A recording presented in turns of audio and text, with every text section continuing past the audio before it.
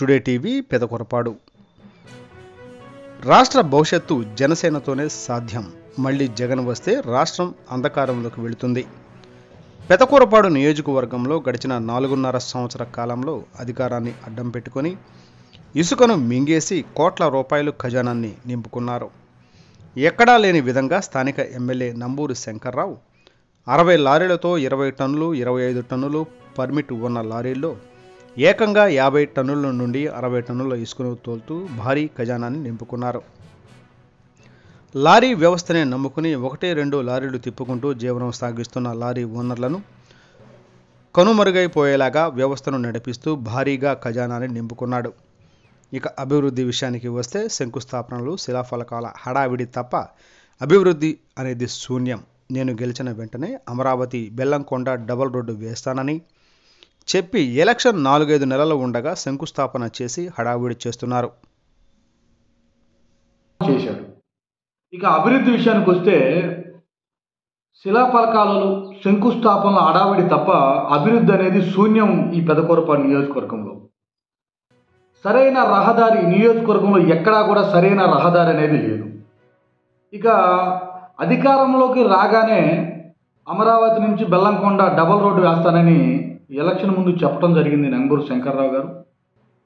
ఇప్పుడు 4-5 నెలల్లో ఎలక్షన్ ఉందనగా దీన్ని మొదలుపెట్టి హడావుడిగా ఏదైతే ఆ రోడ్డు పరిధిలో ఉన్న గ్రామాల్లో పనిచేసినట్టు చూపిస్తూ బయట ప్రదేశాన్ని గాలికి వదిలేశారు. కనీసం ఒక బ్రిడ్జి అంటే బ్రిడ్జి, ఆ రహదారికి సంబంధించిన వంతెనలు కానీ బ్రిడ్జిలు కానీ కట్టకుండా పగల కొట్టేసి పక్కన ఉన్న పెద్ద చెట్లను కూడా తొలగించేసి ఆ గ్రామాల్లో మట్టి కొంచెం హడావిడి చేసే పరిస్థితున్నారు. కనీసం ఎలక్షన్ లోపైనా ఈ రోడ్డు నిర్మిస్తారా? ఇది అంతటితోనే హడావిడి ఆగిపోతుందా?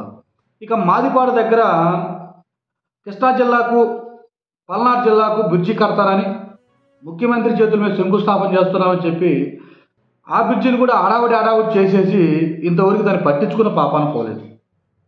సత్యమ్మగుడి దగ్గర ఎన్నాళ్ళు ఉన్న నాయకులు ఎవరూ కూడా సరైన రహదారి వేయలేదు. నేను 60 లక్షలు పెట్టి రహదారి వేస్తున్నాను, అక్కడ ఏదో పార్కు తెస్తున్నానని మాయమాటలు చెప్పిన ఎమ్మెల్యే గారు ఒక 200 మిషన్ పెట్టుకొని సైడ్ తుప్పలో చెట్లు మొత్తం పక్కకనేసి ఇదే రహదారి అని చెప్పే పరిస్థితి దిగజారారు. ఇక అక్కడే సమీపంలో ఉన్న పులిచింతల ప్రాజెక్టు ఎవరైనా సరే కృష్ణా జిల్లాకి వెళ్ళాలన్నా, ఇటు నుంచిగా హైదరాబాద్ వెళ్ళాలన్నా కూడా ఎక్కువ సంఖ్యలో పులిచింతల ప్రాజెక్టు నుండి నియోజకవర్గ ప్రజలతో సహా పక్క నియోజకవర్గాలు కూడా రాకపోకలు ఉన్నాయి. కనీసం 8 నుంచి 10 కిలోమీటర్ల మాదిపాడు పంచాయతీ నుండి పులిచింతల ప్రాజెక్టు వరకు 8 నుంచి 10 కిలోమీటర్లు కూడా రోడ్డు వేయలేని పరిస్థితుల్లో ఎమ్మెల్యే గారు ఉన్నారు. ఏ పాటికి కూడా ఎక్కడ మాదిపాడు నుండి వైకుంఠపురం దాకా రహదారి అనేది లేక, ఎక్కడైతే ఈ మాదిపాడు నుండి వైకుంఠపురం దాకా ఇసుక రీచ్లు ఉన్నాయో, ఇసుక అందుబాటులో ఉన్నదో అన్నిటినీ యథావిధిగా తోడేసుకొని ఆయనకున్న సొంత లారీల్లో అమ్ముకొని వ్యాపారం చేసుకున్నాడు. ఈరోజు అభివృద్ధి అనేది నియోజకవర్గంలో కుంటిపడి ఉంది. ఒక పక్క మించాంగ్ తుఫాను వల్ల రైతులు నష్టపోతే నేను ఆదుకుంటానని చెప్పిన ఎమ్మెల్యే గారు ఇంతవరకు వాళ్ళని పట్టించుకున్న పాపాన పోలేదు.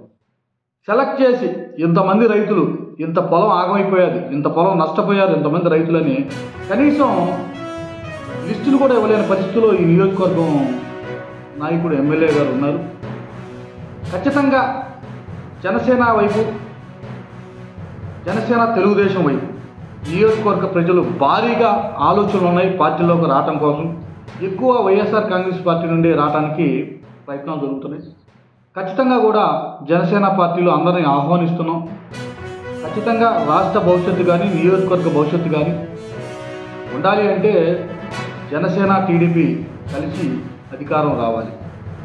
ఈ నియోజకవర్గంలో రాష్ట్రంలో కానీ ఎక్కడా కూడా రైతులు కానీ సామాన్యులు కానీ క్షేమంగా ఉండే పరిస్థితులు లేరు.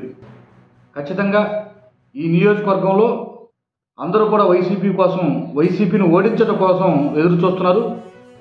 అందరూ కూడా త్వరగా వారి యొక్క నిర్ణయాన్ని తీసుకొని పార్టీలోకి రావాలని మనస్ఫూర్తిగా ఆశిస్తూ, ఎవరైతే అధికారాన్ని అడ్డం పెట్టుకొని విచ్చలవిడిగా ధనదాహానికి మింగేసి సంపాదించుకున్నారో వారందరికీ బుద్ధి చెప్పే పరిస్థితి నియోజకవర్గ ప్రజలు రావాలని జనసేన పార్టీ తరపు నుండి విన్నవించుకోవడం జరుగుతుంది. నమస్కారం.